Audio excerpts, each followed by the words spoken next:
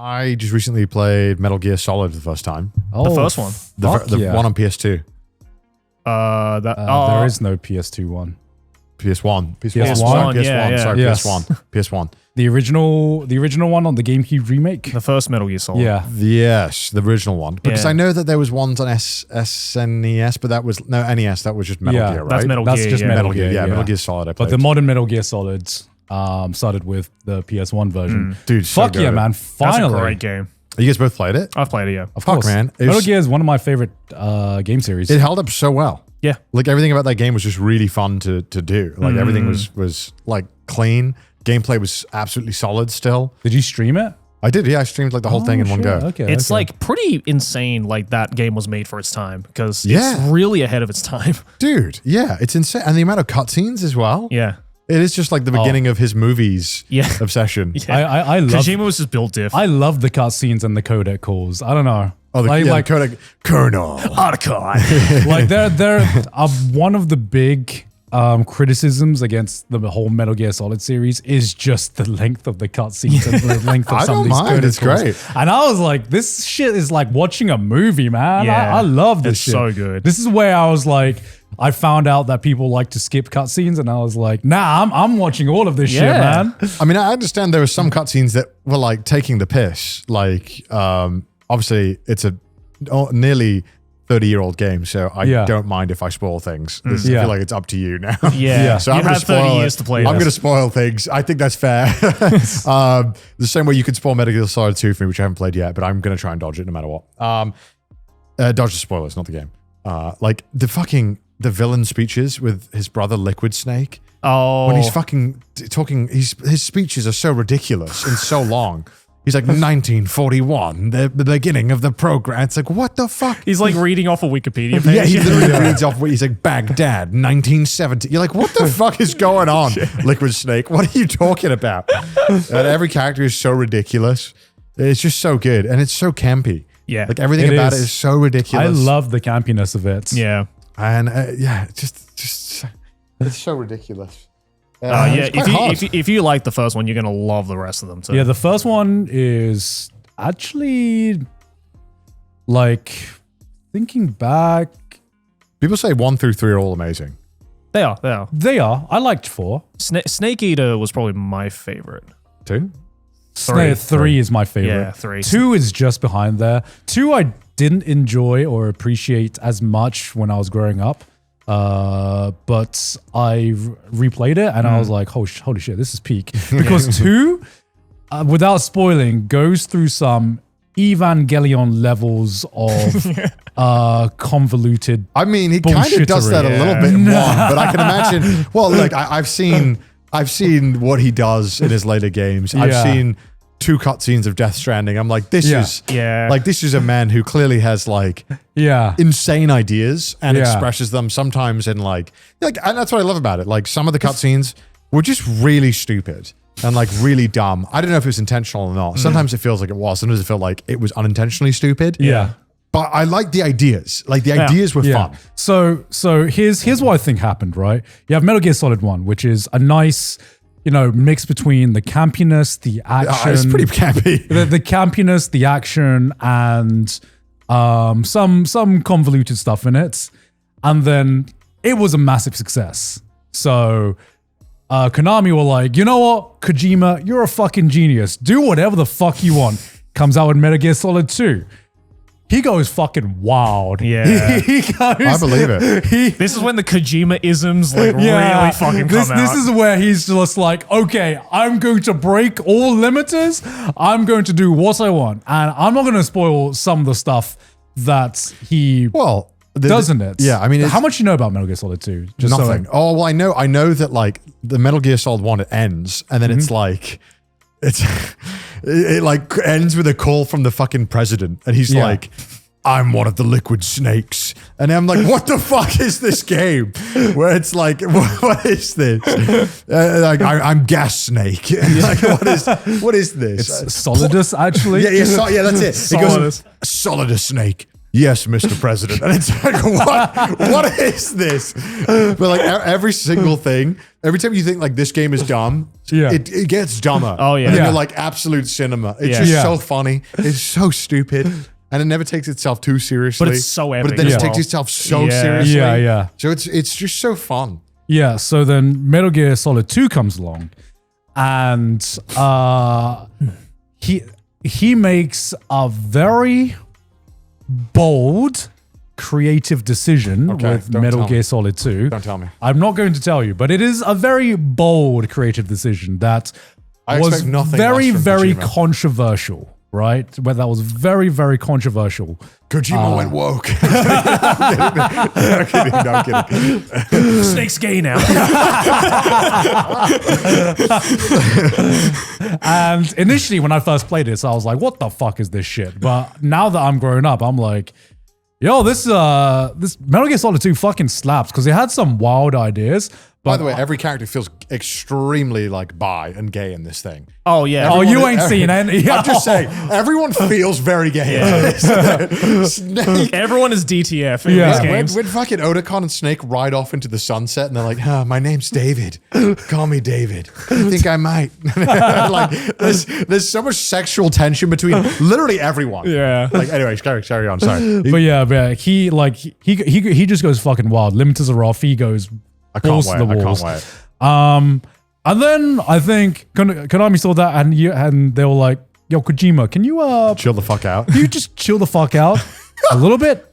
You just chill, all right? And so Metal Gear Solid 3 comes along, and that's when it's like, all right, let's just go balls deep in the campiness for this. Yeah. Let's go balls deep in the action campiness of this. And less on the balls to the walls, weird, like conceptually weird, experimental, shit, conceptual ideas. Yeah. And I think overall, Metal Gear Solid 3 is my favorite overall package, just because it is that perfect. It's level. the perfect balance, right? It feels like an 80s action epic, you know, and it's fucking perfect. Metal Gear Solid 2. Now that I'm not 15 anymore, however old I was when I first played it. Now that I'm not that age anymore, I'm like, damn, this is weird, but just the right mix of weird. This game is hard as well. There were some moments in it that were genuinely really difficult. I haven't played it probably since I was in like high school, so I don't a couple of moments where I ran out of like rations. Oh yeah, and, no health for certain boss fights, and I was like, "This is fucked." So, how much did you know about it in terms of zero? So, in terms of some of the ways you have to progress the story. Yeah. Well, the one good thing is that I think I learned pretty quickly. And there's some moments obviously where I'm trying to just bash my head against the wall, but like generally speaking, you can just call up the guys and they'll kind of help you. Like I was fighting Psycho Mantis. I couldn't figure out what the gimmick was to beat Psycho Mantis. And then Colonel literally calls me up. He's like, Snake, you have to plug your controller in the other port. Yeah. And I was like, okay. I was like, how the fuck do I do that? I'm on PC. And then there's literally you could press a menu and then you can click where your slot is in. Oh, is that how they use it? Oh, that doesn't hit the same. No, it doesn't hit the same. It doesn't. Because I remember as a kid, I'm like, no way. God, I remember, I was like, like maybe 15, 16 when I got to the Psycho Mantis fight, and they were just, because I was playing on actual hardware. And just every kid had this the first time they fought Psycho Mantis, where they was just like, "You've been playing Mario Sunshine, haven't you?" I'm like, "What? How did he know?" Well, I unfortunately I didn't have it. It can't access my saves. Yeah, so it's like, you've played nothing. I'm like, well, it would be kind of long if you had to read my Steam library. But like that, I mean, I can still appreciate how cool that was. Because I still couldn't figure out what the fuck to do, and chat wasn't spoiling for me. They were all that's good. That's good. They were all very good at not spoiling. The other big moment was when you have to call Meryl. Yeah, I'd seen that for some reason there was a game menu included, and I'd known because I knew a lot of like gaming history. I knew Metal Gear Solid 1 specifically had a lot of weird stuff with the manual and with like interesting ways to beat bosses. So I did know there was a couple of things where I had to look at the manual. Yeah. So I figured out with that one to look at the back of the manual. Yeah. I will say that there's moments like this in Metal Gear Solid 2 as well that just completely fucks with your brain. I'm so excited. I can't wait to play. And they are less known than I think Metal Gear Solid 1, because there are some moments that bent my fucking mind in Metal Gear Solid 2, which is what I really appreciated about it. I just love how the game opens up and you're in like a fucking submarine. It goes, you are Solid Snake. You need to get rid of the 5 people in this big base or they will die in 5 days. Your mission is to go. You need to get your own weapons when you get... It's like, oh my God. Like, this is ridiculous. It's like, no bullshit. You're in. It's like 5 minutes of just pure, like, letting you know you're like the most insane plot you ever heard. And then they're like, go. And then you can click to go through all the briefings if you want to learn way more, which is really fun as well. Going through these briefings where Snake's like naked in a room and they're like, you need to learn about this guy. That's all right. It's just so funny because every 4 minutes in this game, they're like, he was double crossing you, except he was double crossing his double crosser who double crossed you. And you're like, what the fuck is going on? Fuck, I need to replay that, man. It's so good. Yeah, it's such a good game. So you said you ended up with Otacon. Well, so I ended up with Meryl. Okay. And then chat, obviously, they were like, you have to watch the cutscene for Otacon. Yeah. Please watch Otacon. And I loved Otacon because he was really funny when he gets introduced. He's like, I'm called Otacon because I'm an otaku and I like anime and conventions. And I was like, okay. Like based. Oh my God, it's just like my favorite anime. I guess if I was watching this in 1998 when it came out, I would probably be like, the fuck is an otaku? You know, I would be like, the fuck is that? I'm like, okay, he likes anime. All right, sure. All right, sure. He probably got so many people into anime through that. Like, because I'm sure I would have been like, the fuck is anime? That sounds sick. I don't know about that. I don't know about that because I mean, Otacon, I remember he starts, doesn't he start he pisses himself. Yeah, he starts his journey by pissing himself. But he points at like mechs and shit. I'm sure I'd be like, no, that's sick. What is that? Can I watch that? I'd be Googling it. Sure. What animes did Otacon have on his mal? I still haven't played Death Stranding, but I've seen so much about it and I've heard it's amazing. Yeah, I've heard it's amazing. I don't know. Do you know a single person who's actually played it? Yeah, Mouse just played it. And, really? And Navi's played it. Oh, Navi's played it? Yeah, Mouse just finished it. Yeah, that's what I've heard. So yeah, it genuinely has... It's just it's a playable movie, right? Well, the last cutscene is 2 hours long. Yeah, I've heard that. It genuinely is 2 hours long. Yeah. That's not a meme. It is. It just, I've looked at like pictures and I've heard things about Death Stranding and I want to kind of give it a go. Did you see, there's this article that came out and it was like, so apparently the second one's coming out like, by the time this is out, it's already out, but it's coming out like this week. Yeah.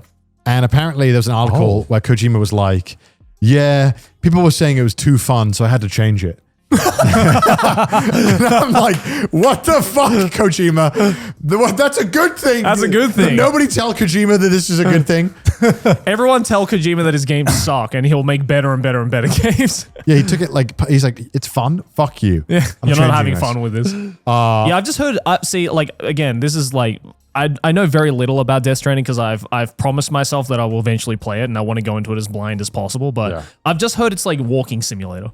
Well, yeah, there's a lot of walking in it. Yeah. I mean, I think the one thing that Kojima does, or like the one thing I feel like he does, is that he gives you an experience. Yeah. And it's not always what you want. Right. I think like that's where I think if you are willing to just get a Kojima experience, you're going to have fun. Okay. But I think, there is a lot of walking in it. So if you're looking for like it's like a slow burner game, right? For sure. Oh, it's a long game. Yeah, it's like a 40 or 50 hour game. Can we look on how long to beat?